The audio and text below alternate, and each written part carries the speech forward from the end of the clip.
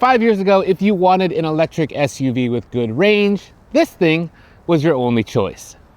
But now, ooh baby, you've got options.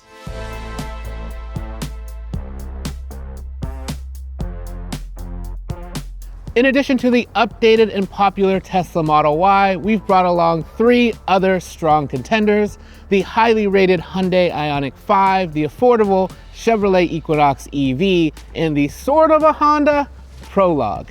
We're gonna tell you the good and the bad for each of these electric SUVs, things that you can't find out from a Google search or a quick afternoon at the dealership. And then of course, we're gonna tell you what results each of these vehicles achieved on the world famous Edmunds EV range test. And you can trust us because we've spent literally hundreds of miles behind the wheel of each of these SUVs, since here at Edmunds, we test everything.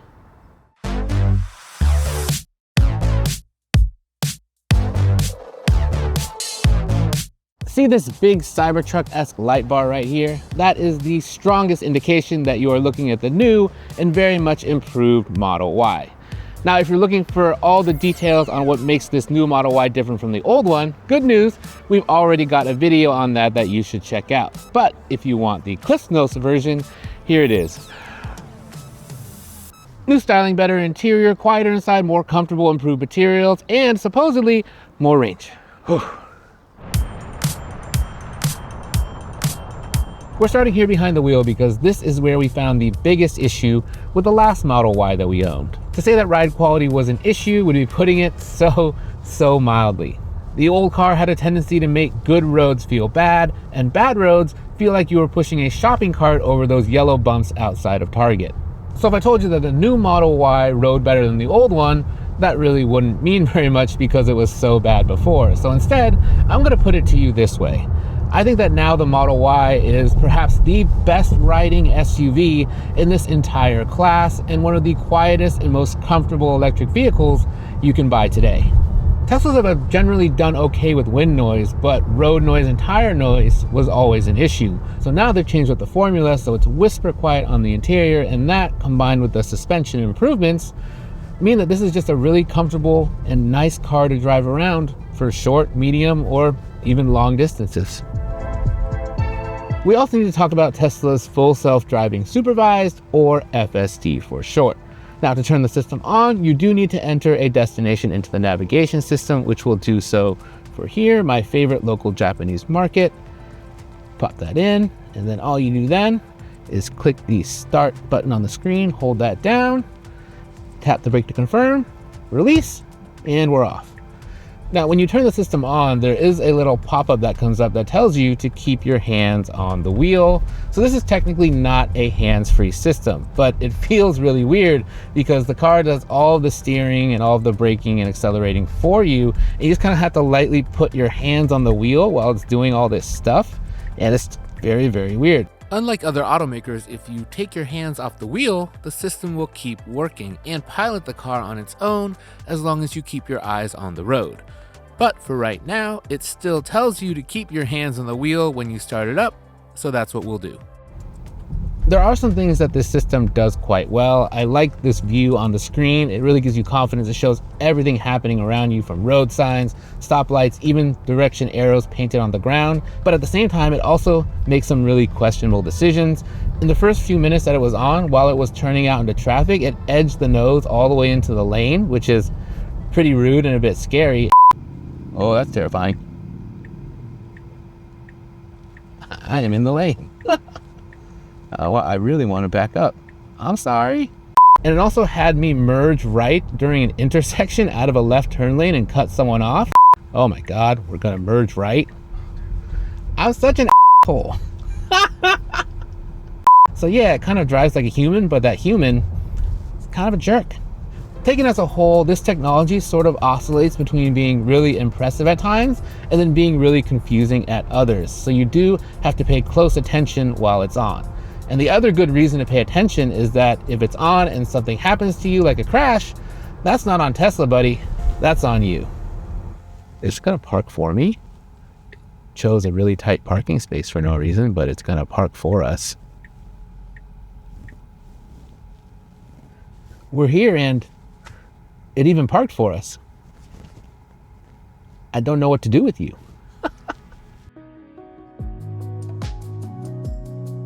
In another big change, the interior of the Model Y finally feels like it's worth its big price tag. This faux leather here on the seats feels really nice and supple, and the seats themselves are actually pretty comfortable and supportive, although over our year-long test with this vehicle, we'll see how white they stay. I also like the look and feel of this new steering wheel, but I like what's next to it even more. Yes, that is a turn signal stock, and it is back after disappearing on the Cybertruck and the Model 3. Tesla must have realized that that was not a good move, so it's back and better than ever. If you're looking for buttons, the only ones that you'll find are here on the steering wheel. Otherwise, everything is controlled through the screen. The screen itself is great. It's high resolution, intuitively laid out, and super responsive. And for this year, it has smaller bezels and a bump up in processing power. We even get better audio.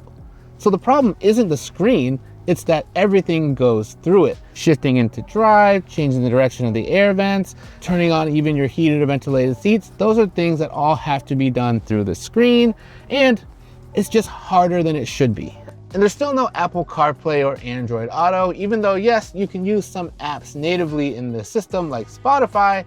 We've always just really enjoyed the comfort and familiarity of having your phone mirrored on the screen. Small item storage is pretty good. You have a well-placed wireless charging pad here that can charge 2 phones at once. You have a pretty good sized bin here and another good sized bin here, and you do get cup holders that aren't that big, so they'll only fit a cup and not a big water bottle like this, but you can also just drop this right into that bin. And you're also going to get a glove box, but of course that can only be opened through the screen. The Model Y's back seat is really an excellent place to be for a few reasons. The first one is that it's roomy and really comfortable. As you can tell, tons of legroom and headroom. And if I want to change the recline of the seat, I just do it via this button here until I find the perfect place to sit. The second thing that we really like is this screen taken from the Model 3. Tons of functionality in here. You can adjust seats, you can change climate controls, you can even play games or watch videos, although if you get car sick, you should probably refrain from doing both of those because the screen is positioned pretty low. If the back seat has a weakness, it is when it comes to car seats, and you won't have trouble fitting them. The problem will be installing them because the latch anchors are well labeled, but they're really hard to access, and the upper latch anchors are very far down the seat backs, just like they were in the old Model Y. For SUVs, even electric ones, the size of the cargo area is very important, and that is why we have brought along 8 pieces of luggage to do a cargo test in each of these vehicles and see how many of them fit behind the second row. This is actually real impressive.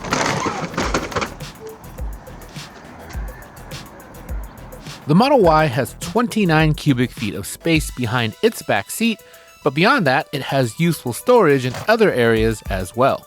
Impressively, the Model Y fits 7 pieces of luggage behind its back seat. And if you have that 8th piece, you don't even need to worry because this thing will fit in the front, it has the biggest front, or will even fit in the underfloor storage space here. It has the biggest underfloor storage space, along with 2 messenger bags as well. Cargo room galore in this thing. When we purchased our Model Y, it was only offered as a launch edition and cost over $60,000. But since then, Tesla has started to offer the regular long-range all-wheel drive versions of the SUV, and those start at just under $50,000. However, if you add on all the options that our vehicle has, including FSD Supervised, which costs $8,000 on its own, you end up with a similar price to what we paid. So the Model Y is more classy and sophisticated than ever before, with great room for both passengers and cargo. It's an impressive car if you're okay with doing nearly everything through that touchscreen. The Hyundai Ioniq 5 won our Edmunds Top Rated Electric SUV Award back in 2023, but now it's 2025 and the Hyundai is back to reclaim its crown with some big upgrades, including more range, better technology, and one important change when it comes to charging. The Ioniq 5 might look futuristic on the outside, but once you get into it, you'll find an experience that's much more traditional.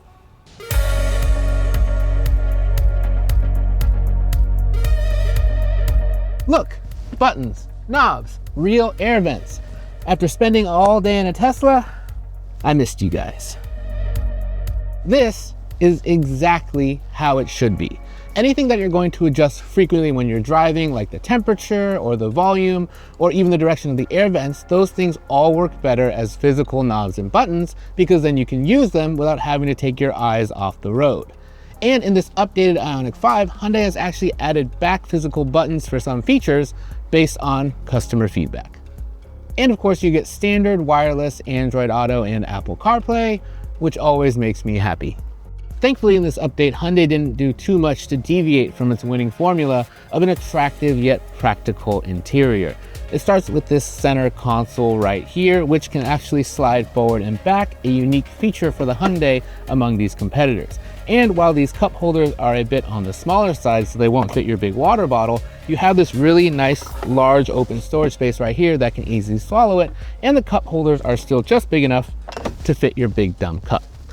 Otherwise, things are great. These front seats are ultra comfortable, even for really long drives, and this driver's seat, it can even recline with a footrest if you want to take a nap while you're charging. Though the Ioniq 5 doesn't look that big from the outside, once you get into it, the interior feels cavernous. This seat is set up where I like to drive, and as you can see, I just have legroom and headroom galore. It also has a pretty good amount of recline for the rear seat too, for longer trips you can lean back and get more comfortable. And we also really enjoy the fact that the air vents for the back seat aren't mounted on the center console, they're actually mounted up here on the doors, so that means that you can circulate air without making your knees super cold. There's also 2 USB-C charge ports back here, heated rear seats. It's just a really comprehensively featured and roomy back seat that we like a lot.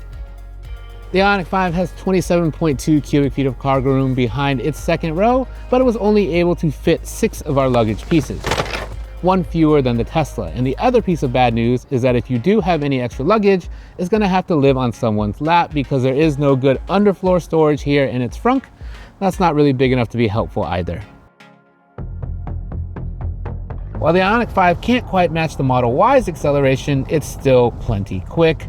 It's quicker than plenty of sports cars out there, and if you're coming from a gas SUV especially, you'll find it to be plenty punchy. The Ioniq 5 suspension does a really good job of being both comfortable and fun, which means that if you're on a canyon road, it's nimble enough to make the car feel sporty and light, but if you're just driving around day to day, it'll still be really comfortable. Hyundai has also done a really good job calibrating its different levels of regen, so whether you're using one pedal driving or any of the other modes, it's all very smooth and easy to modulate. Now, the Hyundai doesn't offer a hands-free driving system like some of the other vehicles that we have here, but what it does have works quite well. So you get adaptive cruise control, and you also get a nice blind spot camera, so if you turn on the turn signal like this, you can see right here in the instrument cluster what's in either blind spot. They'll also do automatic lane changes when you're using the adaptive cruise control, but those can be a little slow and the system is rather cautious. Now, if you're more of a dirt devil than a pavement pounder, the Ioniq 5 is unique in that it offers an off-road trim, the XRT, which we tested out recently. And that gives you a bit of extra ground clearance and an all-terrain tire, and that means that it can get down any sort of fire road to any campsite that you would want with much more confidence. While there are more affordable versions of the Ioniq 5, even the 60 grand you're gonna pay for this loaded all-wheel drive version seems like a pretty good price for what you're getting. The build quality is excellent, Hyundai doesn't skimp on the buttons, and it drives like a more expensive car. And on top of that, you're getting the best warranty of any of the vehicles here and 3 years of free maintenance. The Ioniq 5 feels like a generous offering, and that's a big part of the reason we like it so much. Speaking of getting a lot for your money, the Equinox EV will give you 356 miles of range for just around $35,000. That's it. That's the whole review.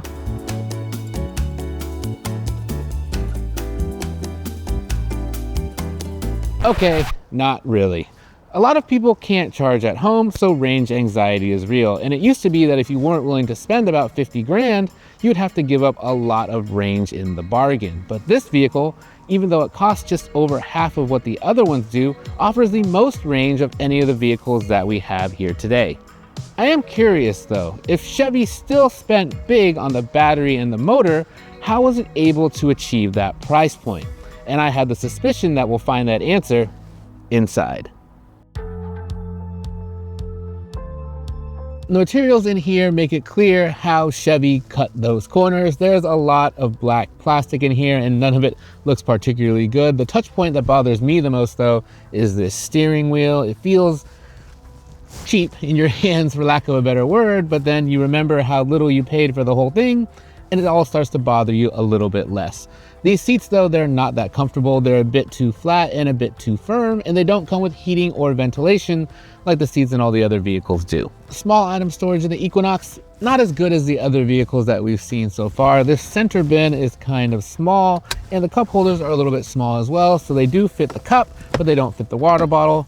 Fortunately though, there's a little pass through down here where you can just tuck this thing with a little bit of finessing.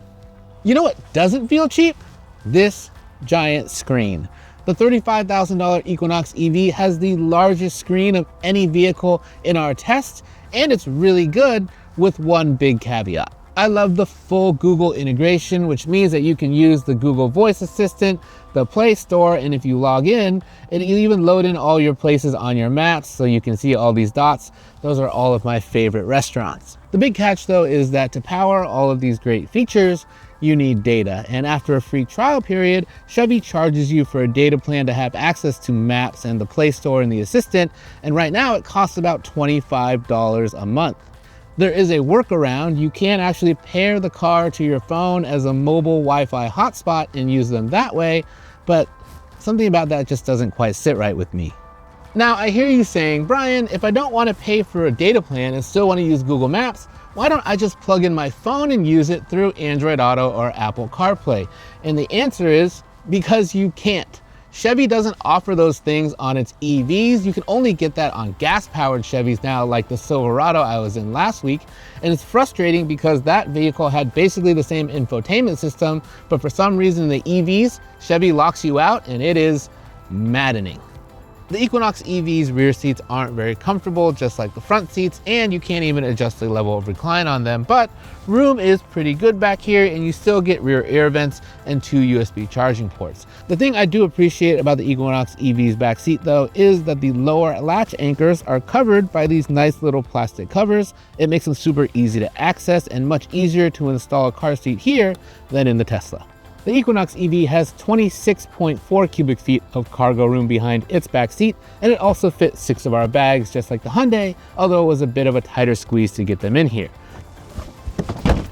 Now we should also note that this is the only vehicle here without a power liftgate because again, this is a base model and it does have underfloor storage, but it's not big enough to fit a piece of luggage either, just a couple messenger bags. When you step on it, it's clear that the Equinox EV is playing a different game than these other SUVs. Its performance, I would say, is just on this side of adequate. It is quicker than the gas version of the Equinox, but you're not going to get that same futuristic rocket ship feeling that you get out of the Ioniq 5 or the Model Y. This version of the Equinox EV is also front wheel drive. If you want to get all wheel drive, you're going to have to spend about an extra $5 grand. And of course, you'll lose some range, but you'll gain confidence in inclement weather or in the snow.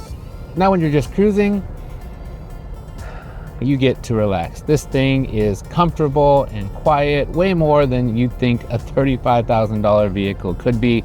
And also because it's got those entry-level smaller wheels, that means you get thicker tires. And thicker tires puts more rubber and air between you and the road, so the ride quality is excellent. Now, when it comes to driver aids, here on the base Equinox EV, adaptive cruise control is all you're really going to get, and it does work pretty well, we have to say. But on the top trims of the Equinox EV, you can equip Chevy's Super Cruise hands-free highway driving system, and it's a system that we quite like, and we found that it really does reduce fatigue, especially on longer drives. Now, it's different from Tesla's system because it won't try to drive you at all on city streets, but even when you're in the Tesla, you have to pay such close attention to it that we don't really mind that Super Cruise is highway only. Oh, and one more important point. You can get the Equinox EV with a light metallic purple paint job. And that rocks because it's cool to be able to show a little personality with your vehicle. So sure, you could take an Equinox EV, option it up to nearly 60 grand and get basically the same features you're gonna get in all these other SUVs. But what we like in particular is that Chevy opens the door for those who don't want to or can't spend that kind of money on a vehicle, and it still gives them good range, great technology, and a comfortable and quiet driving experience. In this group, the Equinox is the EV for the people. And now we come to the final vehicle in our test, the Honda Prologue. Underneath, it's got a secret.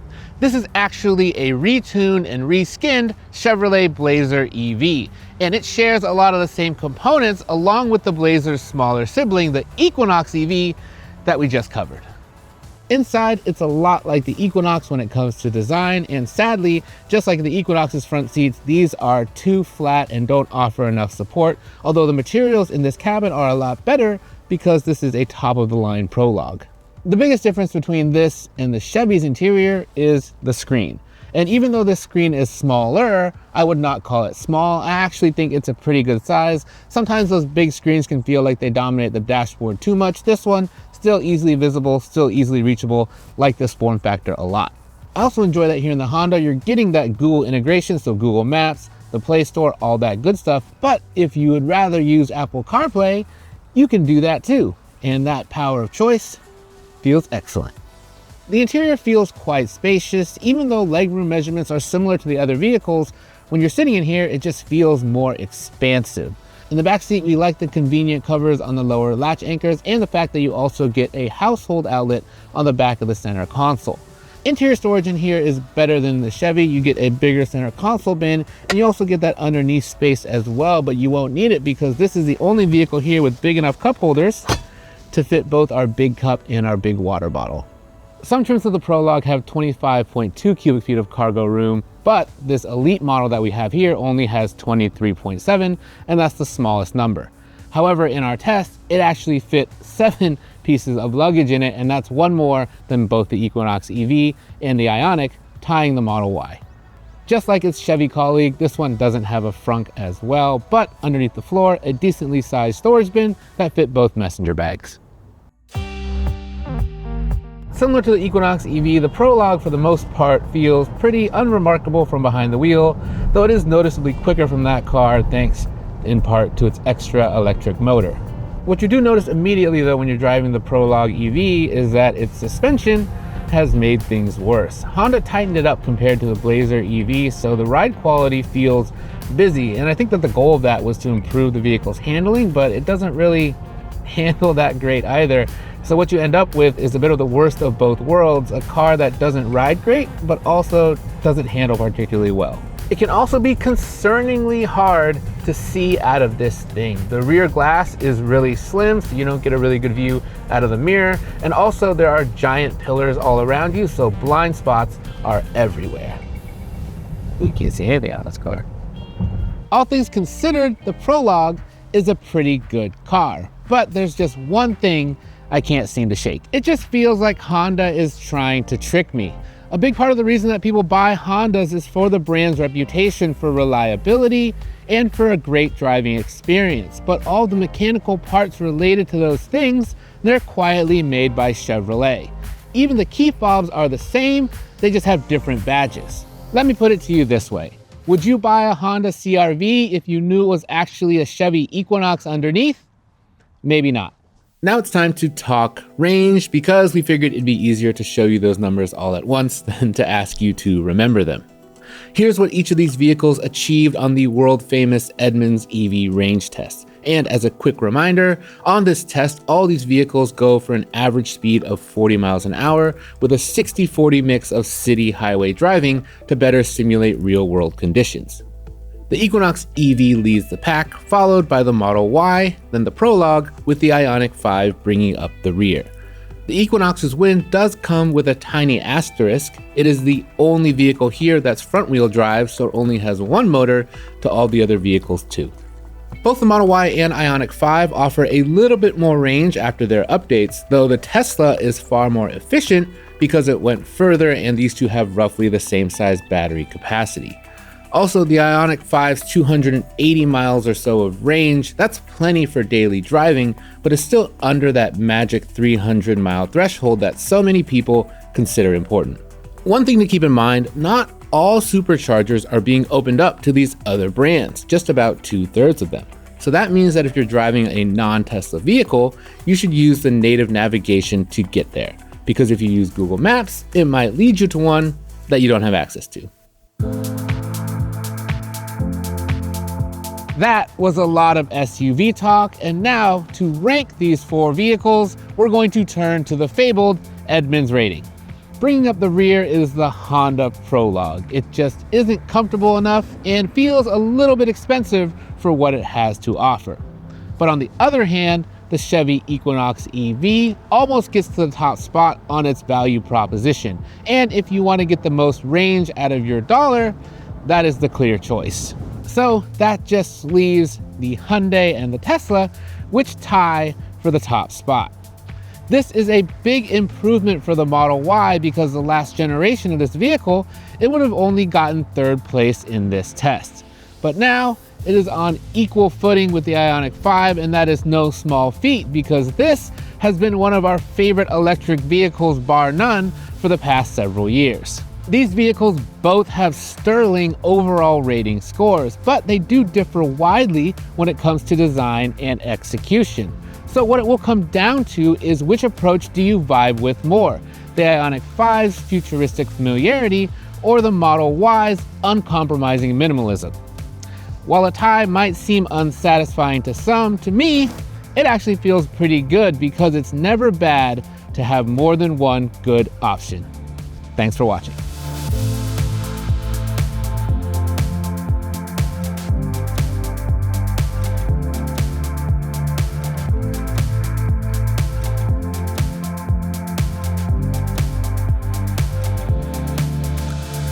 Wax figure.